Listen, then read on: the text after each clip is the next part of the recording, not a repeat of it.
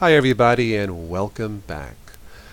Well, I believe that the developers from Gnome Shell and the folks at ATI Graphics, I think they need some counseling because this is clearly, it seems to me, a relationship that right now is not working. Last night I decided to download Linux Mint 12 and do it and take a look at it as a full-blown installation as a dual boot alongside Windows 7.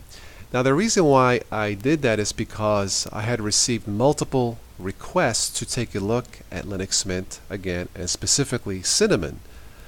So I thought, well, against my better judgment, let me just go ahead and delete what I had, which was Zorin, and it was working fine. Downloaded Linux Mint 12. The installation process went as I expected it would. It went flawlessly. The problem was when I went to download the updates and download the proprietary drivers. It basically broke Gnome Shell. It rendered it unusable. I was able to log out and log into the other desktop environments such as the fallback and mate, but Gnome Shell simply did not work. And when I saw that, I didn't bother downloading Cinnamon to try and install that. I fiddled with it for about an hour, and honestly at this point with me and with Linux and really dual booting with Windows and Linux, if I can't figure out something within minutes, now when I say minutes I mean less than an hour, if it takes long in that and I'm still searching, to me at least right now it's not worth it. And I would never recommend a new dual booter coming from Windows to try and find a problem or to try and find a solution to a problem that takes hours and not minutes. I wouldn't do it, and I would never recommend you to do that also. So basically I deleted Linux Mint 12. Started off fresh, and I thought, you know what, let me try Ubuntu 11.10 because I installed that in my ThinkPad and it works beautifully alongside Gnome Shell. Well, with Unity installing the AMD drivers, it appears to be pretty stable. Gnome Shell, it's not as bad. It's still somewhat broken. You know, the colors and the fonts just aren't there.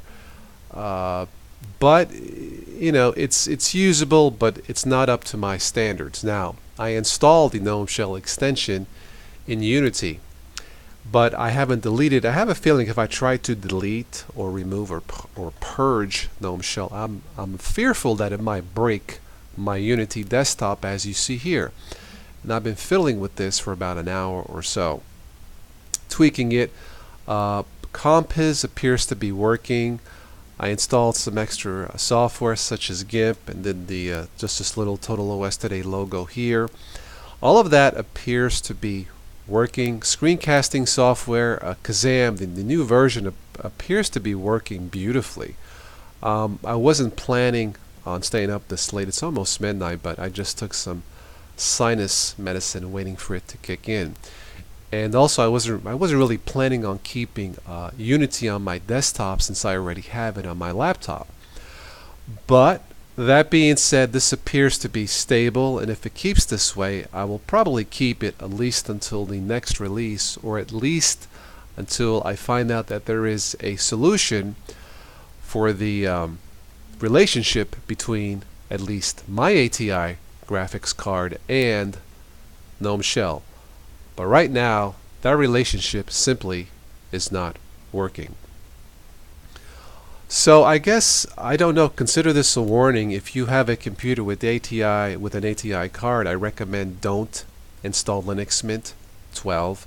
In one of the last podcasts I did with Infinitely Galactic, I believe I recommended, I did not recommend Linux Mint 12, at least not yet. My hunch proved to be correct, although I expect good things from Linux Mint in the future. As far as Ubuntu Unity, if you do not have an ATI graphics card like myself, with my ThinkPad I have an Intel card. It runs really quite nice. So yes, I would say I can recommend Ubuntu Unity 11.10 as a dual boot if you do not have an ATI card. Alright guys, well that's it. I guess, I don't know, just consider this a small warning if you have an ATI card trying to install Gnome Shell. For me at least, it simply was not functionable. Alright, well that's it for this screencast. As always, I will catch you guys in the future.